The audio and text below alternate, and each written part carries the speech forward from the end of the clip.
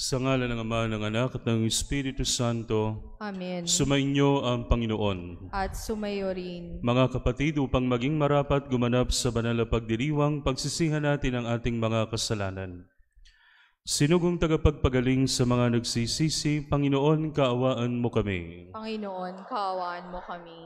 Dumating na tagapaganyayang ang mga makasalanay magsisi, Kristo, kaawaan mo kami. Kristo, kaawaan mo kami. Nakaluklukan sa kanan ng Diyos Ama para ipamagitan kami, Panginoon, kaawaan mo kami. Panginoon, kaawaan mo kami. Kaawaan tayo ng makapangyarihang Diyos, patawarin tayo sa ating mga kasalanan, at patnubayan tayo sa buhay na walang hanggan. Amen. Manalangin tayo. Ama naming makapangyarihan, sa pagdating ng iyong anak, bigyan mo ng kagalakan kami mga lingkod mong hindi karapat-dapat dahil sa aming pagsuway, na pinagsisisihan at hinihingi namin ang kapatawaran sa pamamagitan niya kasama ng Espiritu Santo magpasawalang hanggan. Amen.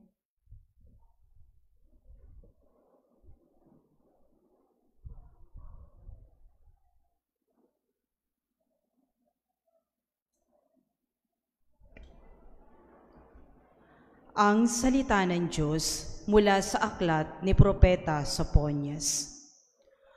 Umawit ka ng malakas, lungsod ng Sion. Sumigaw ka, Israel. Magalak ka ng lubusan, lungsod ng Jerusalem. Ang mga nagpaparusa sa iyo ay inalis na ng Panginoon, at itinapon niya ang inyong mga kaaway.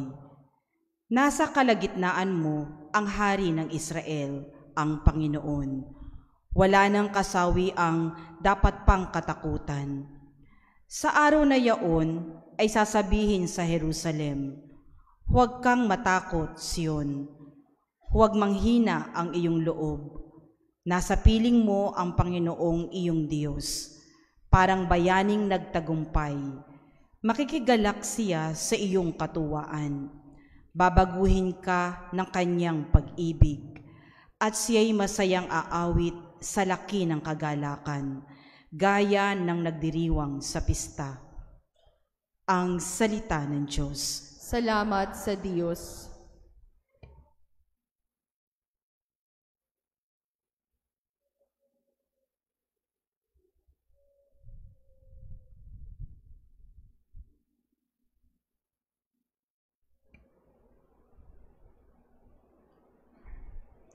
Panginooy papurihan ng tapat niyang sambayanan. Panginooy papurihan ng tapat niyang sambayanan. Ang Panginoong Diyos ay pasalamatan.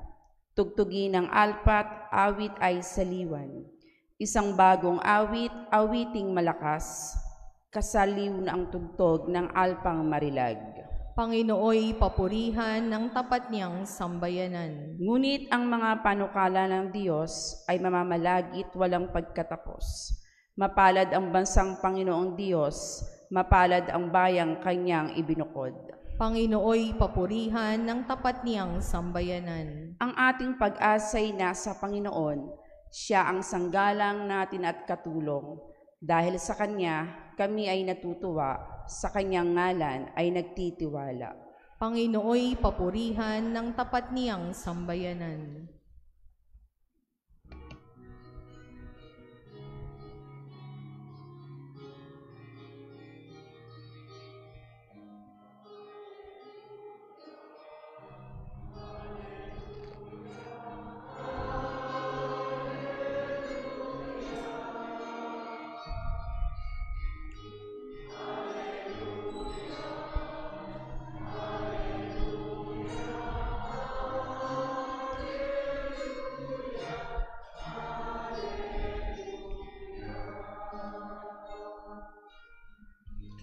Sumainyo ang Panginoon. At sumayo rin. Ang mabuting balita ng Panginoon ayon kay San Lucas. Papuri sa iyo, Panginoon. Si Maria ay nagmamadaling pumunta sa isang bayan sa kaburulan ng Judea. Pagdating sa bahay ni Zacarias, binati niya si Elizabeth. Nang marinig ni Elizabeth ang bati ni Maria, naggagalaw ang sanggol sa kanyang tiyan. Napuspos ng Espiritu Santo si Elizabeth at buong galak niyang sinabi, Bukod kang pinagpala sa babaing lahat, at pinagpala naman ang iyong dinadalang anak. Sino ako upang dalawin ang ina ng aking Panginoon? Sapagkat pagkarinig ko ng iyong bati ay nagagalaw sa tuwa ang sanggol sa aking tiyan. Mapalad ka sapagkat nananalig kang matutupad ang ipinasabi sa iyo ng Panginoon. Ang mabuting balita ng Panginoon. Pinupuri ka namin, Panginoong Hesukristo. Sa ngalan ng Ama, ng Anak, at ng Espiritu Santo. Amen. Mga kapatid, nung pong sabihin sa amin na kami ay pupunta sa bahay ni Zacarias, inakala ko po ang bahay ay nasa Kapatagan. Ngunit ang bahay po ni Zacarias, na ngayon ay simbahan na, ay nasa isang tuktok ng burol. Nung tinanong ko po yung aming guide, sabi ko, nasan po yung bahay? Yun, doon sa taas. Naglakad po kami for less than an hour and less than a kilometer na isang matarik na daan, matarik na hagdan para makaakyat. Mga kapatid, malamig po yung umaga na iyon, pero pagdating namin sa tuktok, butil-butil po ang pawis namin. Just imagine, 2,000 years ago, walang sementadong daanan, walang hagdan, puro bato, pero si Maria nagpunta sa kanyang pinsan. At mga kapatid, hindi nagtatapos doon sa pag-akyat niya doon sa bahay. Ang pagitan po ng bayan ni Maria at ang bayan ni Elizabeth at ni Zacarias disyerto. Kami madali lang nakapunta kasi nakasakay kami sa bus. But just imagine, isang babaeng buntis, bata pa, naglalakad, papunta doon sa lugar na iyon, malaking sakripisyo. Bakit siya nagpunta? Kasi aalagaan niya si Elizabeth at syempre dadalhin din niya si Jesus. Mga kapatid, maaari nating sabihin na kapag dinala natin si Jesus sa iba, kinakailangan ng sakripisyo. Kinakailangan ng pag-alis natin doon sa ating comfort zones. Ngayon po mga kapatid, na malapit na ang Pasko, marami po akong nakikitang mga posts mula sa aking mga kaklase noong high school. Yun pong aking mga kaklase, mga nasa kaidaran ko, late 30s, early 40s. At yun pong kanilang pamilya, makita ko sa Facebook, nandun sila sa isang lugar, nagpa-party, yung iba 4 ang anak, yung iba 5 anak, yung iba 2. Parang masayang-masaya sila nung kanilang pamilya. Yung mga anak nila, sinasamahan nila sa Christmas party, makikita mo sila, uma-attend ng Christmas party sa kanilang mga trabahong pinagtatrabahuhan, masaya. Naisip ko, ano kaya kung hindi ako naging pari? Ganito na rin kaya ako? Ilang kaya anak ko? Ano kaya itsura ng asawa ko? Ano kaya itsura ko? Maganda kaya ang buhay namin? Kasi kapag nakikita ko po yun mga kapatid, ipinapaalala sa akin na iba ang pinili kong buhay. Hindi ko nga po makasama ang sarili kong pamilya sa mga panahong ito. Pero bagamat hindi ko sila kasama ko naman ang mga pamilya ninyo na sabay-sabay na nagsisimba at sumasamba sa Panginoon. Mga kapatid, kung hindi ako nagpari, sino magmimisa ngayon? Kung di ako nagpari, sino magbibigay ng mga sakramento sa inyo? Kung di ako nagpari, sinong magkakasal? Sinong magmimisa sa libing?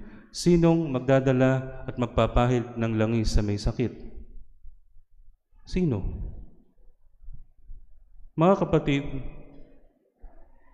alam ko po na ito po ay personal na experience ko, pero meron din kayong sariling experience kung saan iniiwan nyo yung mga bagay na komportable.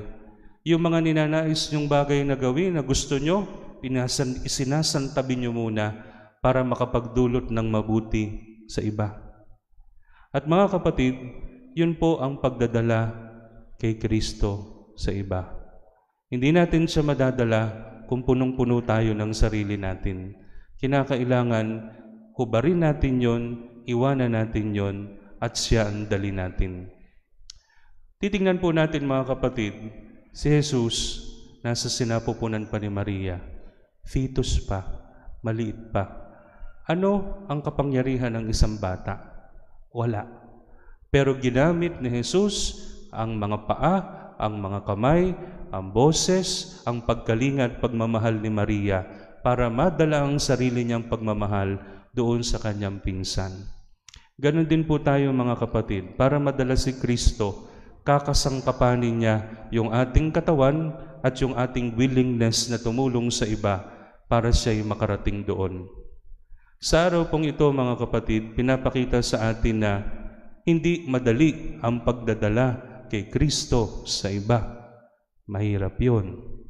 Pero kung nagawa ni Maria, nakamukha natin, magagawa rin din nating lahat. Sa gabing ito, panalangin natin ang ating mga sarili na nawa. Kung kinakailangan nating dalhin si Kristo, huwag tayong matakot sa hirap, huwag tayong umurong sa pagsubok, huwag tayong umurong sa mga hamon. Sa ngalan ng Ama, ng Anak at ng Espiritu Santo. Amen.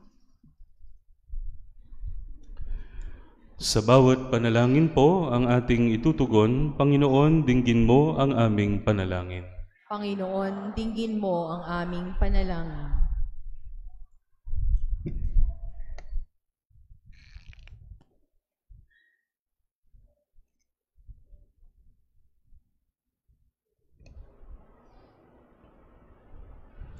Ang simbahan, sa pamumuno ng mga obispo at kaparian, ay maging masigasig nawa sa pagbabahagi ng Ebanghelyo. Manalangin tayo sa Panginoon. Panginoon, dinggin mo ang aming panalangin. Tulad ni Maria, pangunahan nawa natin ang pagbabahagi sa ating pamayanang Kristiyano. Manalangin tayo sa Panginoon. Panginoon, dinggin mo ang aming panalangin. Ang mga pamilya at munting pamayanang Kristiyano naway magbahagi ng kagalakang tinanggap mula sa Panginoon. Manalangin tayo sa Panginoon. Panginoon, dinggin mo ang aming panalangin. Tulad ni Elizabeth, kilalanin nawa natin ang mga biyayang pinagkaloob ng Diyos sa ating kapwa. Manalangin tayo sa Panginoon. Panginoon, dinggin mo ang aming panalangin. Ang ating mga yumaong mahal sa buhay, naway maging maligaya sa kanilang pakikipagtagpo ng mukhaan sa Panginoon. Manalangin tayo sa Panginoon. Panginoon, dinggin mo ang aming panalangin. Hinihiling namin ito sa pamamagitan ni Kristong aming Panginoon magpasawalang hanggan. Amen.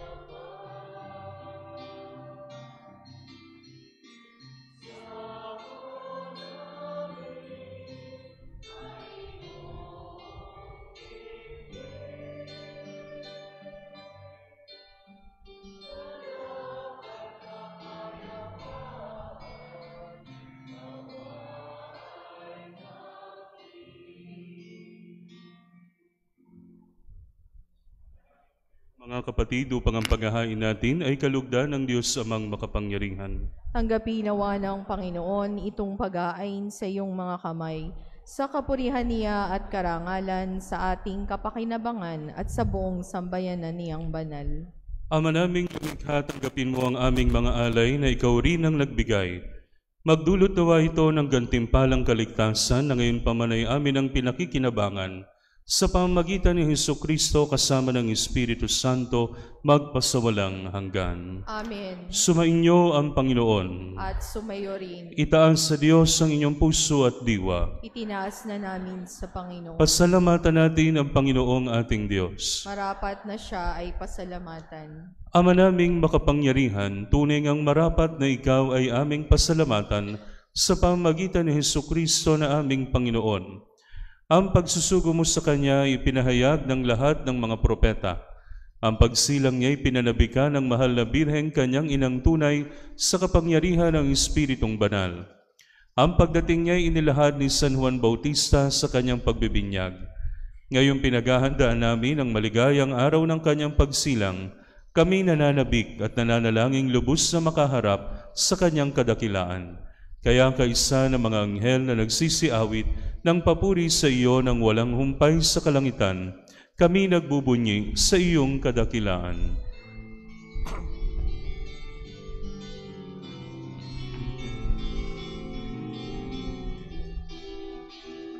Santo, Santo, Santo, Panginoong Diyos, napupuno ang langit at lupa ng kadakilaan mo. Hosana, Hosana, Hosana sa kaitaasan. Hosana, Hosana, Hosana sa kaitaasan. Pinagpalang naparirito sa ngalan ng Panginoon. Hosana, Hosana, Hosana sa kaitaasan. Hosana, Hosana, Hosana sa kaitaasan. Ama naming banal, ikaw ang bukal ng tanang kabanalan, kaya sa pamamagitan ng iyong Espiritu, gawin mong banal ang mga kaloob na ito, upang para sa aming maging katawan at dugo ng aming Panginoong Hesukristo. Bago niya pinagtiis ang kusang loob na maging handog, hinawakan niya ang tinapay, pinasalamatan kanya, pinaghati-hati niya iyon, iniabot sa kanyang mga alagad at sinabi, "Tanggapin ninyong lahat ito at kanin. Ito ang aking katawan na ihahandog para sa inyo."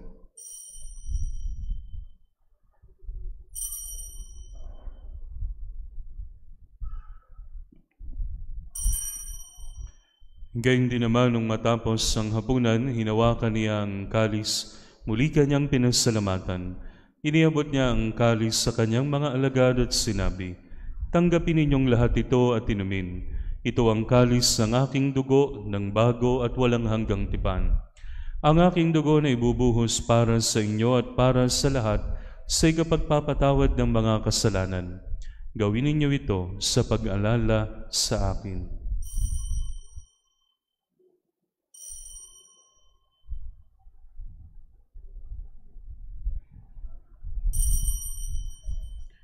Ipagbunyi natin ang misteryo ng pananampalataya.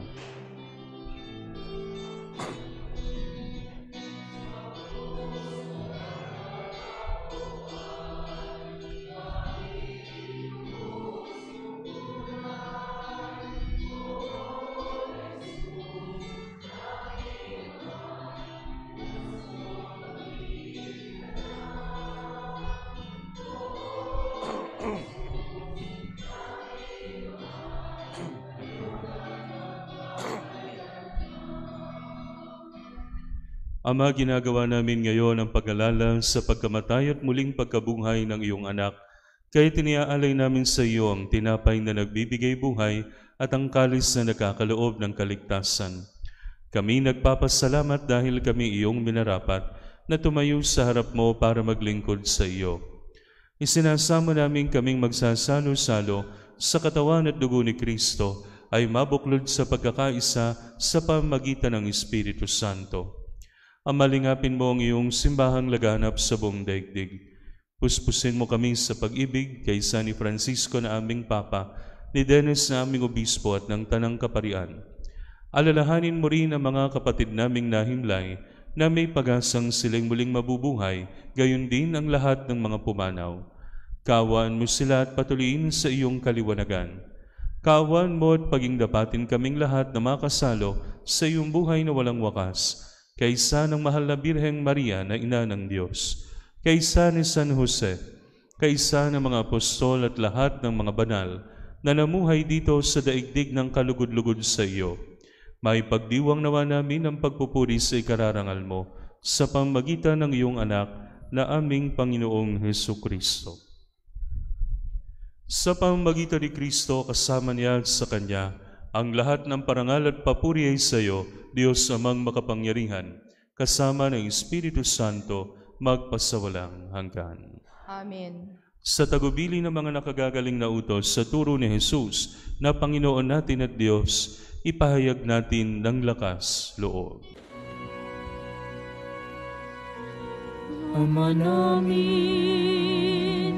sumasalangit ka, sambahin ang ngalan mo, mapasa amin ang kaharian mo, sundin ang loob mo dito sa lupa para nang sa langit. Bigyan mo kami ngayon ang aming kakanin sa araw-araw, at patawarin mo kami sa aming mga sala para ng pagpapatawad namin sa nagkakasala sa amin, at huwag mo kaming ipahintulot sa tukso, at iadya mo kami sa lahat ng masama. Hinihiling namin kami iadya sa lahat ng masama, pagkalooban ng kapayapaan araw-araw, iligtas sa kasalanan at ilayo sa lahat ng kapahamakan, samantalang aming pinananabikan ang dakilang araw ng pagpapahayag ng tagapagligtas naming si Hesukristo.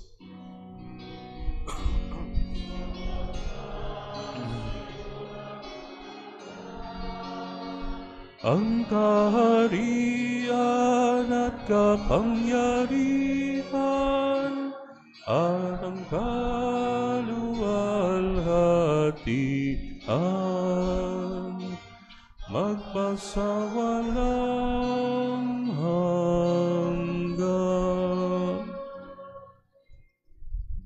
Panginoong Hesukristo, sinabi mo sa iyong mga apostol, kapayapaan ang iniiwan ko sa inyo, ang aking kapayapaan ang binibigay ko sa inyo. Tunghayan mo ang aming pananampalataya at huwag ang aming mga pagkakasala. Pagkalooban mo kami ng kapayapaan at pagkakaisa ayon sa iyong kalooban, kasama ng Espiritu Santo, magpasawalang hanggan. Amen. Ang kapayapaan ng Panginoon ay laging sumainyo. At sumayo rin. Magbigayan kayo ng kapayapaan sa isa't isa. Peace.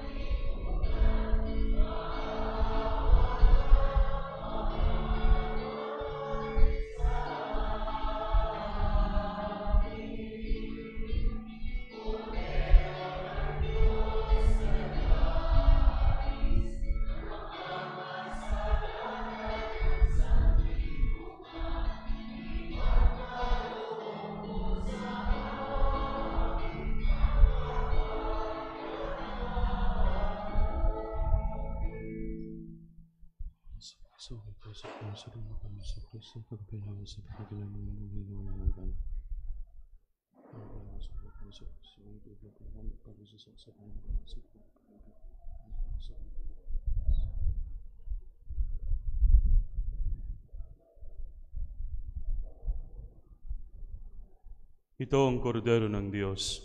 Ito ang nag-aalis sa mga kasalanan ng sanlibutan.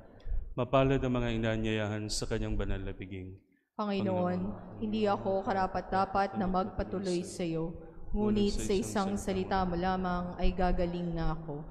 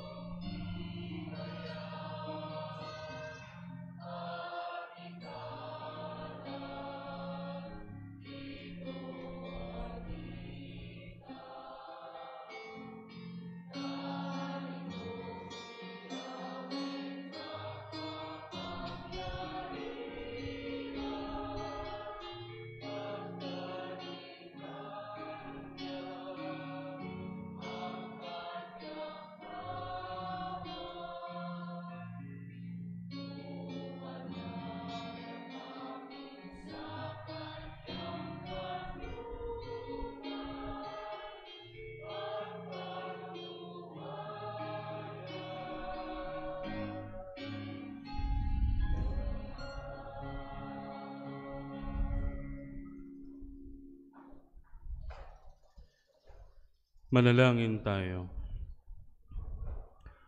Ama naming mapagmahal, mapakinabangan nawa namin ang aming pinagsaluhan upang sa aming paglalakbay dito sa lupang papanaw, aming mapanaligan ng iyong pagpapalang pang magpakailanman.